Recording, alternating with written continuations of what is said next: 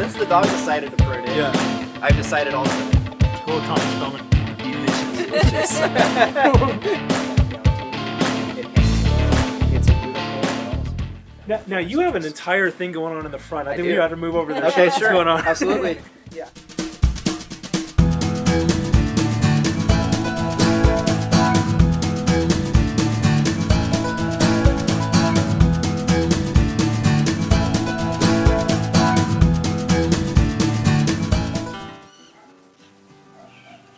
Okay, you guys, I've been following your Instagram, and this was not like this.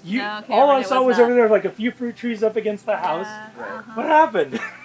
Started with one, and then it just... Yeah, we're spiraling, but we're not spiraling per se. What we're You're doing spiraling is, up. Absolutely. You know, a lot of lawn here on this property, and originally I had a small triangular bed. That's not very small, but I had a triangular bed up there that I got rid of all the lawn and started planting, plants and things of that nature up there that I thought would look a little nicer up against the house instead of just the grass. And then that turned into, well, let's grow some fruit. And then it turned into lots of Tom Spellman videos. And then it turned into, let's start doing some trios and let's start doing some espaliered and things like that. You guys, I mean, in following it, I know you've got some really great like interspecific stuff, like aprium and a spicy nectar plum. But you've got a lot. I mean, I noticed a few 3-in-1 plantings. I noticed you've got a multi-budded tree right there. You've got an espaliered. What is that against the fence there? That's a red love apple. So that's a patented variety from, I believe it's over in Europe, so possibly Denmark.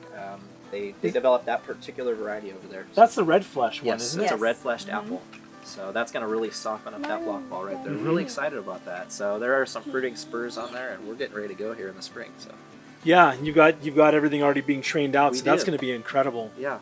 And you're doing a more formal espalier as opposed to just my kind of fan-shaped thing. Absolutely. I just kind of have tenuously tied to something. Yours is going to look great. Yeah, so we're going to be doing that. And we're going to be following also along this block wall and doing a couple more along here as well. So yeah, really excited about that project. Nice thing with that is you're making use of, and this is great for home growers, that you're able to make use of a lot of these two-dimensional spaces and still get fruiting and still get some variety. And you've got a lot of yard space also to play with. Yeah. But for somebody who, let's say, only had some walls, you could totally do fruiting against your stuff. Absolutely. And something I would suggest too for people that having an issue with the footings of walls or things like that underground, and buy something smaller. Start smaller so you don't have to dig a big hole. The roots will find their way. Yeah. And then you can also do bare root, and now's the time to order your bare roots for sure. So. Yes. Yeah. The time kind of is. The clock is ticking with bare roots, so make sure to get those. Get those in. So let's do kind of a quick look. We'll just make our way. Maybe we'll just start that way and come this way. So absolutely. What do we have here? So this one right here is going to be a splash pluot. So I have decided that we're going to be doing 2 espaliered pluots along this wall right here. And I'm going to utilize the same wire system, and I'm going to bring it down. And we're going to be doing one here, and then we're going to be doing one over there. So I've got a flavor grenade over there that we're going to be doing. This is kind of turned into the interspecific bed out here, although I do have some nectarines. But yes, mainly interspecific out here. This went in the ground last summer right here. This is a dapple dandy. That's one of their originals. So I'm really excited. It's a Zager. So I'm really excited about that. And I have some fruiting wood on there. And it looks great right now. I mean, it's an amazing looking little tree. And the dapple dandy are those that are like the mottled, when they call them dinosaur eggs sometimes. That's right. And sometimes you can find them at the market. Sometimes. So, yeah. But we're really excited about that. So. Yeah, and so then you've got your apple over there against the wall. Yeah, so the apple tree. So yeah, this is, most apples are grafted, so it's a grafted variety. It's important to plant the graft above the soil level, even above the level of your mulch also. But yeah, the wire system, a 3-wire system, it's a little bit formal here, but very excited. It's doing well. It has some fruiting spurs on here, so we should get some flowers and maybe some fruit. I did pick all of it off when I planted, which really hurt me, because I had to do that with all of these in this bed. This bed, original bed, I picked all the fruit off, and it hurt me. But I did it. It's hard. It's important. It's hard. Once you've done it a few times and then you see the benefit, you kind of get over it. But that initial step, you can't even believe what you're doing. Right. I bought a fruit tree for the fruit, and I'm taking all the fruit off. Yes. Why am I doing that? It doesn't make sense right now. Whitewashing is important out here. This wall gets really hot in the summertime. I did plant this in the summer. It's kept it protected. The Ivy Organics is a great type of whitewash to use, so I use that on the trees out here. And you know, bark splitting is a good thing, so it's growing right now. So I know that we've got some good roots that are establishing down there. That's Excited great. about that. This is just this is the wife's tree. This was her. She picked that one. This one right here is it's a magnolia. It's a special variety of magnolia. Okay. So it is a magnolia tree. So I do have some ornamentals. We do have some space throughout So it here. was going to be the center of the It of the was little planting bed. until we planted the multi until the yeah. pear came in, and then I said, you know, pear is a beautiful tree. You know, it has the beautiful white flowers. So this is an Asian pear multi-graft right here. Yeah. So this is Dave Wilson Nursery. I'm really excited. I'm trying to rescue one of the grafts that was damaged in transport. And I'm hoping that it will take. And if it stops wiggling as much down the road, when it starts pushing bud, I know that it'll heal. And I'll remove the little bandage that we put on it right there. But yeah, this is a 4-in-1 Asian pear. So I'm really excited about that. Beautiful tree, white flowers on bare stems too. So it's going to be amazing. It's incredible. The foliage looks incredible in the fall does. time too. Yeah, large, green, dark, glossy, ovate leaves, beautiful. So Here. yeah, so this right here was another great find. This one right here is an aprium. So this is the Flavor Delight aprium, and it's got plenty of fruiting wood. So I'm excited about that. This was another one that I pulled fruit off of that I will hopefully be able to enjoy that this summer. I will be able to enjoy it. So the varieties I've picked, if I have multiples of those, I've tried to pick them in successive ripenings so that I'll have some that are already earlier and some that are already kind of, you know, in the middle and some that are later.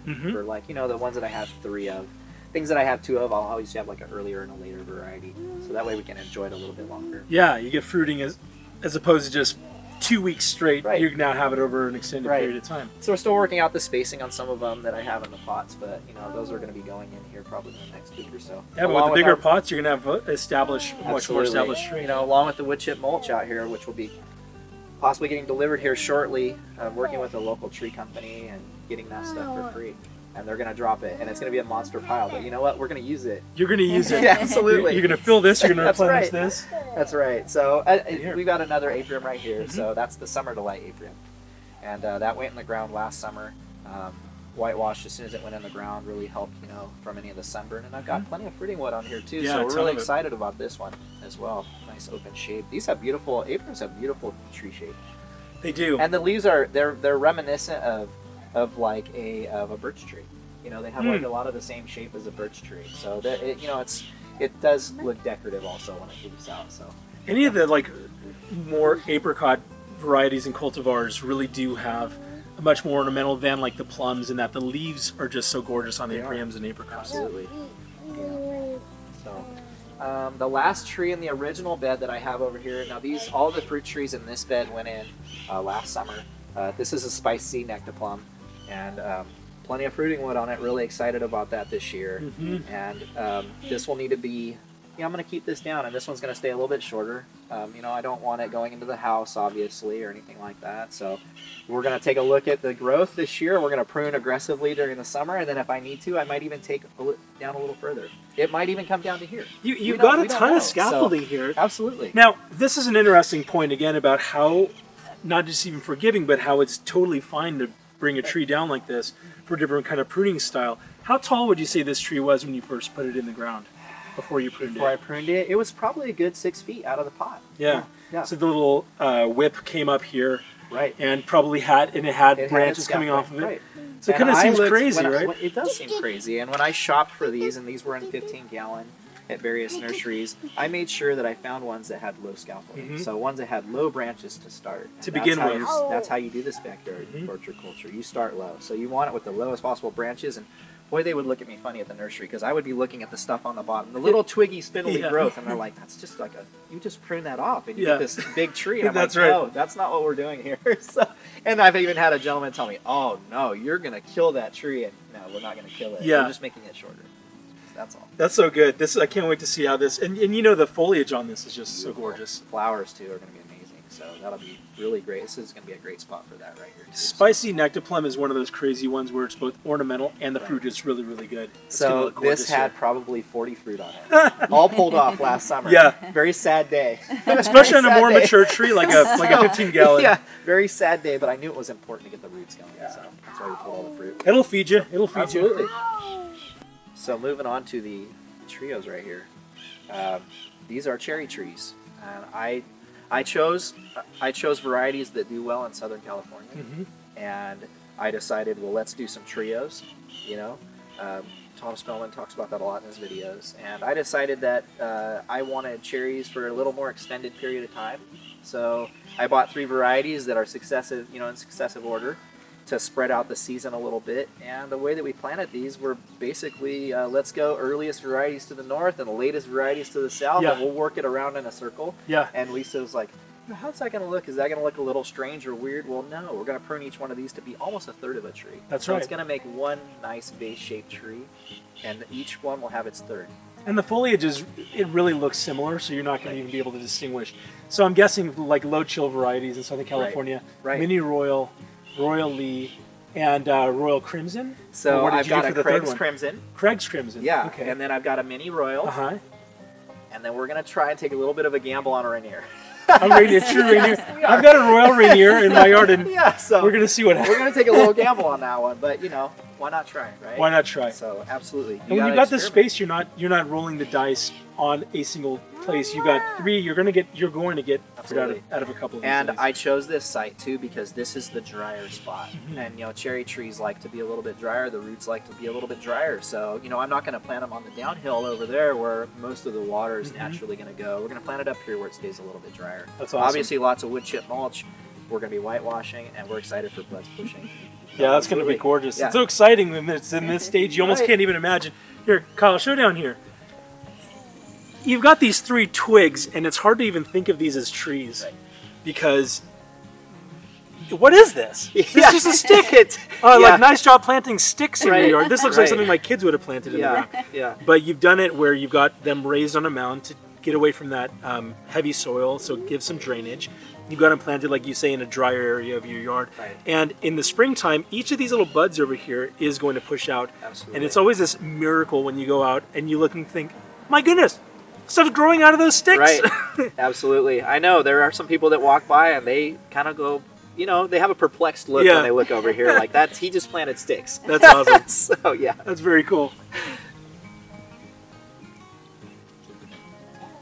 You know, going with trying to have curb appeal and doing this in a way that, you know, is going to look amazing and great out here. And it worked out properly because this one right here is obviously going to be the showpiece. So this is our atomic red nectarine. Oh, wow. This is going to have amazing flowers. I've seen, you know, on the videos, and I know what this looks like. It's going to look incredible. And it worked out right in the successive ordering. So hey, it's going to be towards the front. It's going to be incredible. It's going to look amazing when you have beautiful red flowers and beautiful white flowers on the plum over there. And this is going to be very ornamental and decorative out here, but it's going to provide us with some fruit too. So we're excited about that. These are nectarines. So I've got 3 varieties here. Really excited about those. So these were all in 15 gallon. So these were all whitewashed when they were pruned before they went in. And so our atomic red, obviously, we've also got our Arctic J, and we've got the Desert Dawn. So we're excited about those. That's very cool. I like non-fuzzy peaches. Yep. So that's me. I just learned recently the nectarines are actually a peach with a recessive gene that keeps them from getting fuzzy. Right. I mean, up it my makes alley. sense. You go, Right. oh, duh. Yeah, right up But that's my alley perfect. for sure. So, you know, I even do sometimes find myself peeling those Red Baron peaches in the back before I'll bite it, you know. Yeah. So, yeah. All right, so down here on the last site, which is going to be probably the wettest part down here because everything kind of, you know, water works this way. I wanted some stuff on some Nemagard rootstock, so something that can handle a little bit more of the wet feet and whatnot. So down here, what we're going to be working with is we've got some pluerries. So pluerries, you know, the cross between the plum and the cherry, and really excited about these 3 varieties, different successive ripening orders, and we should be getting pluerries for hopefully 2 or 3 months. So really excited about that, you know, and they'll hang nicely on the tree. So we'll see what the birds leave us, and then we'll take the rest. So. This year was the first year I tasted a pluerry off of a tree. I have a candy heart and a sweet treat pluerry plant. Unbelievable flavor. Blew my mind. It was so sweet. It was so tasty. Yeah. And Lisa likes her fruit crunchier. Oh, I like mine sometimes Perfect. a little You'll bit softer. So she's really going to love these things, you know. And then I did score this bare root right here. So this bare root right here is, I guess it's brand new. It might be the first year or second year, but this is going to be your flavor punch. Yeah, I've not even heard of that. So, you know, I'm excited to trial that here and try it out in our garden, you know. And then, like I said, the other espaliered projects along here. So we're going to be doing some some fruit, growing it along the wall to soften it up. Something to consider is that when you're planting trees, you know, sometimes you think of trees as being a permanent thing. Something that's going to grow up and then be a shade tree for the next 70 years. But when it comes to fruit trees and stuff like that, you really have some options. You're not tied to a tree. If it's not producing, it's not doing well, you don't like the fruit, take it out and put another one in. That's right. It's kind of a different mindset. You kind of have to shift your thinking. And it's hard for me to even make that jump. Usually I only take one out if it's dead. Right. But saying, hey, you know, we want to do something different, and it's okay to do that. It is. I want to thank you guys for taking me on a tour. You guys have done an awesome job here. I'm really excited about what you have planted and what you're planting, and I can't wait to see what this next spring and summer do for you guys. Hey, I want to thank you for tuning into this episode of The Busy Gardener. I want to make sure you guys go and check them out. I'm going to again leave a link to their Instagram in the description below. If you haven't subscribed to my channel yet, to The Busy Gardener, do that now. That would be a good time. Absolutely. Okay. And hit the little notification bell on the side so you know when new videos are up. Hey, and whether you've got one tree in your orchard or 500, until next time, stay busy.